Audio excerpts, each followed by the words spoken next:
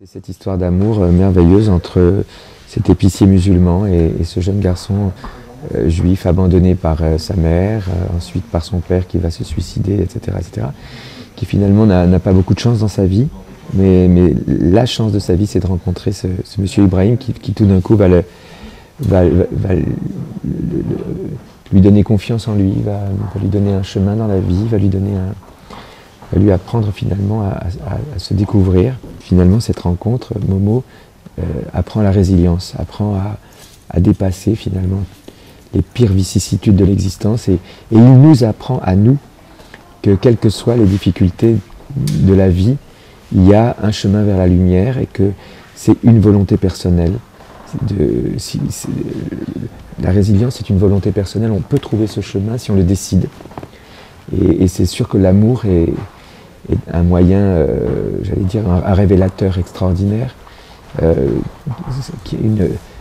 l'amour d'autrui, enfin celui que le prochain finalement nous accorde,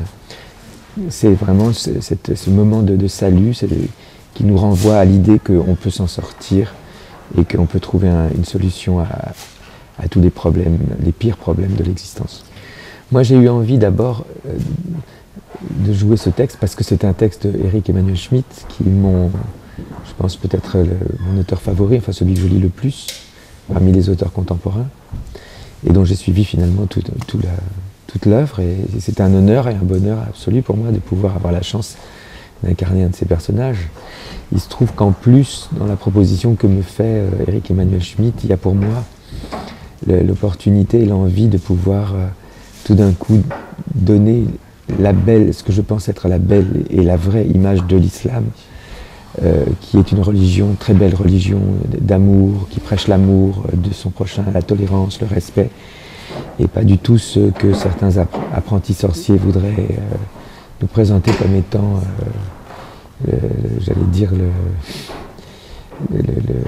l'apanage de certains groupuscules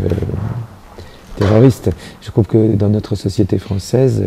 nos frères musulmans français souffrent énormément de ces amalgames qui sont faits en ce moment par certains politiciens un peu scrupuleux de l'équilibre social et de la paix sociale et de la paix au sein de notre propre communauté et de l'harmonie. Et je trouve que tout d'un coup, ce texte présente tellement l'islam sous son vrai jour. Tout d'un coup, on comprend mieux que tout ce qu'on nous présente comme étant fauteur de division entre les hommes, ça peut être aussi un fauteur de... ça peut être aussi entre les hommes un facteur d'union et de lien. Et donc je pense qu'il y a beaucoup de malentendus sur les relations humaines, beaucoup de malentendus sur la soi-disant incompatibilité des religions, mais c'est l'être humain qui préside à ce que devient une religion. Et si l'être humain trouve son humanité dans la pratique d'une religion, il va rencontrer l'autre, quelle que soit sa religion, il va rencontrer l'autre dans l'amour. C'est aussi un des messages de ce texte de Éric Emmanuel Schmitt. Je crois que c'est un texte sur la résilience et sur la toute-puissance de l'amour face finalement à ce que l'existence est censée finalement dresser comme barrière entre les hommes. Ça me rend heureux de jouer ce texte, ça me rend heureux aussi d'avoir été choisi pour finalement, avec Nina Savary qui joue dans le spectacle avant moi, finalement